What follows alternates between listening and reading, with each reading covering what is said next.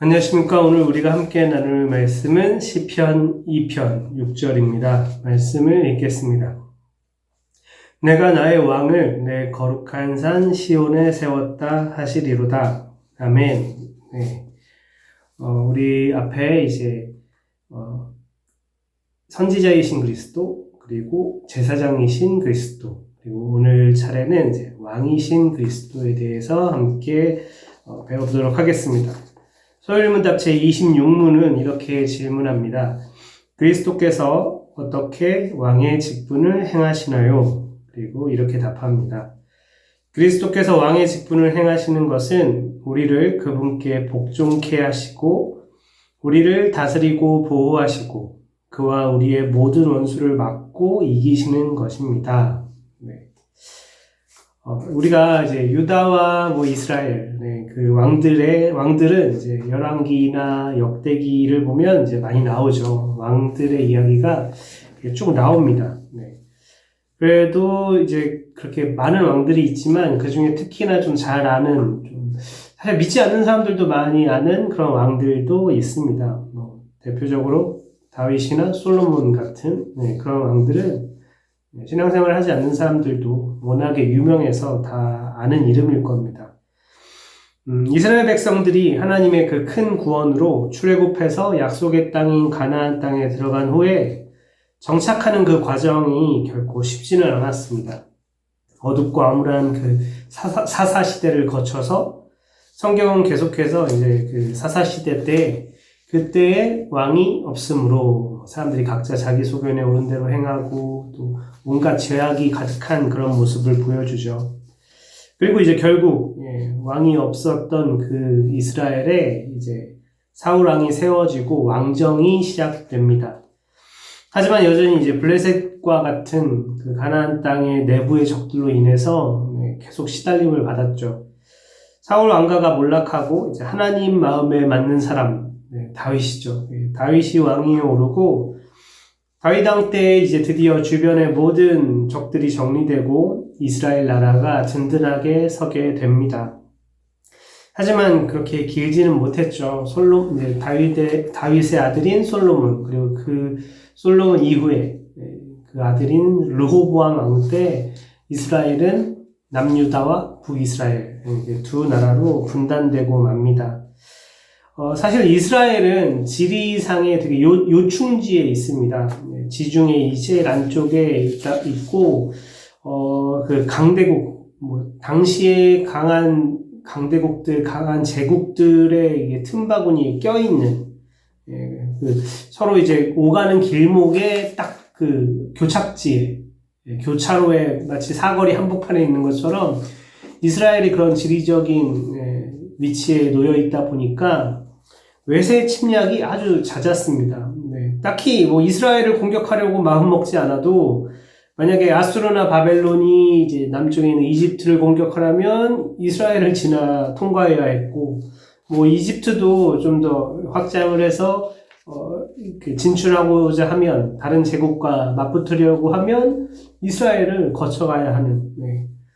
지중해 북쪽에서 남쪽으로 내려오든 남쪽에서 북쪽으로 올라가든 해로로 간다면, 바다로 간다면, 지중해를 통과해서 간다면 문제가 되지 않겠지만 무조건 다 바닷길로만 갈 수는 없잖아요. 육로로 가기 위해서는 이스라엘이 항상 그 통로에 있었습니다. 그래서 이제 대제국들과 강대국들의 틈바구니에서 이스라엘은 항상 조용할 날이 없는 그런 나라였습니다. 그렇기 때문에 어느 나라가 그렇지 않겠냐마는 참 지도자나 왕이 되게 중요한 역할을 해야 했죠.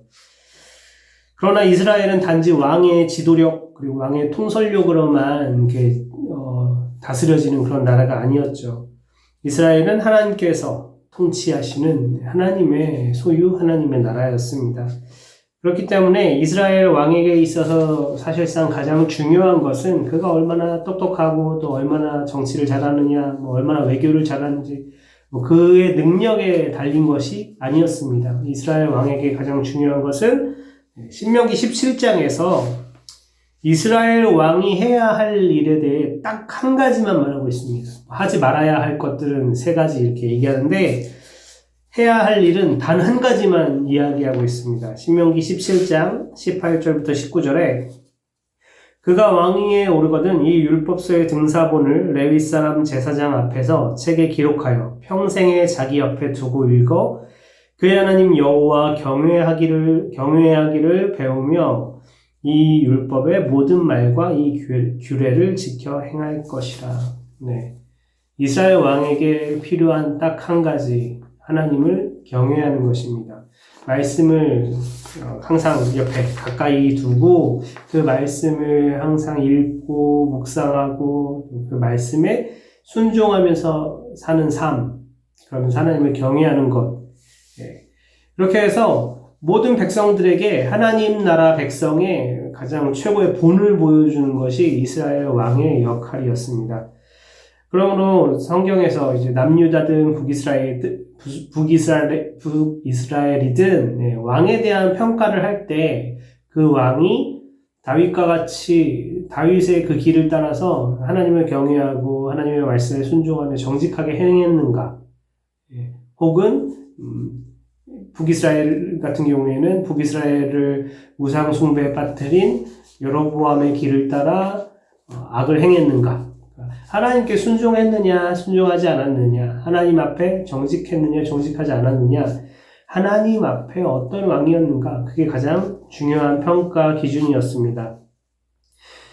왕이 하나님 앞에 온전하게 행할 때에는, 그 말씀에 순종할 때에는 백성들도 왕의 그 모범을 따라서 하나님의 말씀에 순종하며 온 나라가 정말 하나님 앞에 서 있는 그런 나라가 되고, 그래서 하나님이 주시는 평안을 누릴 수 있었지만, 반대로 이제 왕이 하나님의 말씀을 떠나서 막 우상을 숭배하고 온갖 죄악을 행하며 막 그렇게 하나님을 떠나 있을 때에는 당연히 왕이 그렇게 하면 왕 바로 밑에 있는 다른 지도자들, 정치 권력자들, 이런 사람들도 자기 욕망을 채우기 위해 백성을 압제하고, 그럼 뭐 백성들은 어떻게 살까요? 백성들도 마찬가지로 조금만 자기가 힘이 세다고 하면 자기보다 약한 사람들을 착취하고, 그런 악이 가득한 그런 나라가 되어버렸습니다. 그러면 이제 하나님이 가만히 두시지 않겠죠. 그렇게 죄악이 관영한 이스라엘을 그냥 가만히 두지 않으시고, 다른 이방 나라들을 동원해서 그들을 회초리로 삼아서, 매로 삼아서 하나님이 징계하시고, 그러면 나라가 또 어려워지고, 백성들이 고통을 받으면서 그런 나라가 되었습니다.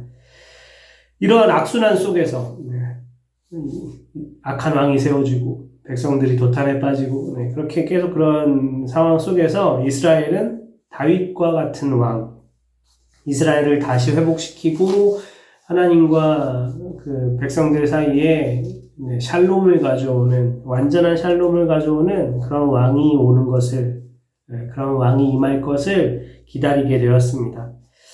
하지만 하나님의 뜻은 이스라엘의 기대와 달랐습니다. 아니, 사실 그 기대를 넘어서는 것이었죠. 하나님의 뜻은 그냥 이스라엘이 기대하는 것처럼 이스라엘 나라를 평안하게 해주는 그런 수준에 머물러 있지 않았습니다. 하나님은, 하나님이 세우시는 새로운 나라, 하나님 나라는 이스라엘에 국한된 것, 이 땅에 국한된 것이 아니었죠. 이 땅에 속한 것도 아니었습니다. 영원한 하나님 나라. 그 하나님 나라에는, 그 하나님 나라에 세워질 왕 또한 그렇습니다. 그의 통치권이 이 세상에 국한된 그 국경과 정치 권력과 이런 것들에 갇혀있는 그런 왕의 통치가 아니었죠. 어떤 왕입니까? 바로 우리 주 예수 그리스도, 그분을 왕으로 세워주셨습니다. 하나님 나라의 왕은 우리 주 예수 그리스도, 그분이십니다. 다시 말씀드리지만 그리스도의 통치는 세상의 왕권, 통치권, 또 국가와 권력 같은 것에 제한되는 그런 통치가 아닙니다. 그리스도께서는 택함받은 백성들을 그들의 마음에, 그들의 삶에 구원의 은혜를 베푸시고, 그들로 하여금 오늘 26문에 나온 것처럼 그분께 복종케, 순종케 하십니다. 나라를, 국경을, 모든 걸 초월해서 세계 만방에 있는 그분께 택함받고 그분을 믿는 모든 백성들의 삶에, 그들의 마음에 통치권을 행사하시는 거죠.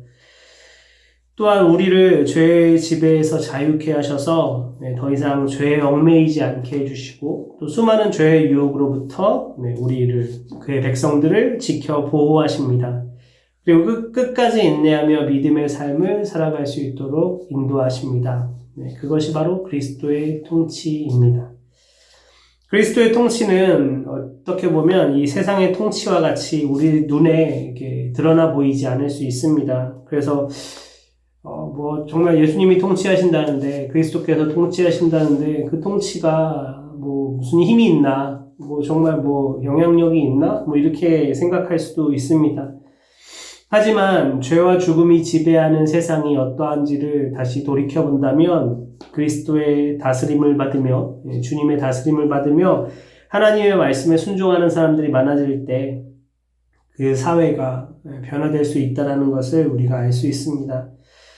그리스도의 통치는 사회 구조나 환경을 이렇게 직접적으로 변화시키는 그런 뭔가 마법적인, 기적적인 그런 힘이 아닙니다. 사람들의 마음을 근본적으로 변화시켜서 주님의 통치를 받는 사람들로 하여금 그들이 움직여서 이 사회의 법과 제도를 만들어내고 또 사회를 변혁시키기도 하고 또 다른 사람들의 마음과 생각에 변화를 주어서 이 세상에 하나님의 통치를 실현시키는, 우리를 통하여 실현되는, 그의 백성들을 통하여 실현되는 그런 통치입니다. 우리가 2000여 년의 그 기독교 역사를 봐도 알 수 있는데요. 정말 주님의 말씀에 순종하고 주님의 뜻에 따라 살아가는 사람들이 많아질 때 그들이 이 사회 속에서 어떻게 주님의 통치를 실현시킬 수 있을까 고민하고 또 기도하며 바른 믿음 가운데 서 있을 때 노예를 해방하는 운동이나 인종차별을 철폐하는 것 그런 사회 변혁 또 놀라운 세상의 변화가 일어났던 것을 우리는 알 수 있습니다. 우리 믿음의 선배들이 주님께서 주신 그 믿음을 가지고 주님께서 주시는 말씀에 순종하며 조금씩 사회를 변화시켜 나갔던 거죠. 다시 말씀드리지만 그 통치는 그런데 그저 이 땅에 국한된 것이 아닙니다. 결국 그리스도를 통해 구원받은 백성들이 그의 다스림과 보호하심 아래 마지막까지 주님 다시 오실 때까지 인내하며 믿음의 경주를 마치게 될 때에 바로 그 사람들이 모여서 그 백성들이 모여서 그리스도께서 완성하실 하나님 나라에 들어가게 될 것입니다. 이 땅이 완전히 유토피아가 되고 완전히 하나님 나라가 되는 것이 아니죠. 분명 이 땅의 정치는 이 땅의 모든 환경이나 이 땅의 모든 것들은 한계가 있습니다. 여전히 죄의 영향력 아래 있고 그래서 우리 그리스도의 통치는 이 땅에 완전히 실현되고 기독교 국가가 되고 이런 걸 우리가 소망하는 것이 아니죠. 물론 그 안에서 내 주위에 내가 선한 영향력을 끼치고 앞서 말씀드린 것처럼 정말 바른 주님의 말씀에 순종하는 바른 정치인들이 나오고 또 주님의 말씀에 순종하는 바른 그 주님의 백성들이 각자 자기가 속한 영역에서 주님의 통치를 조금씩 실현시켜 나가는 것. 그게 중요하고요. 그걸로 이 사회가 완전히 다 변화되지는 않을 거예요. 결국 이 땅에 하나님 나라가 완전하게 임하는 것은 우리 주님이 다시 오실 때 그의 왕권을 가지고 다시 오실 때 그 모든 것이 완성될 것입니다.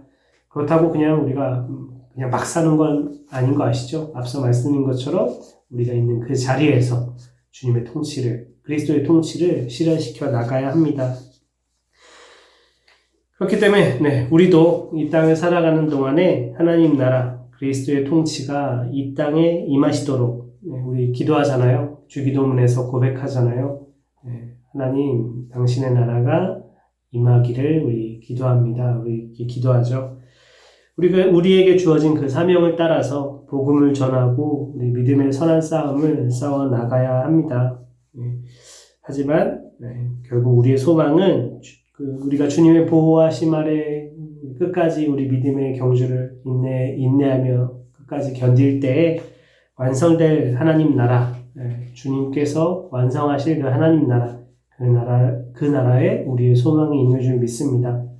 그 소망을 가지고 이 땅에서 주님의 통치를 또 실현시켜 나아가는 주님의 사랑받는 백성들, 주님을 사랑하는 백성들, 그럼 우리 모든 성도님들 되시기를 주님의 이름으로 축원합니다.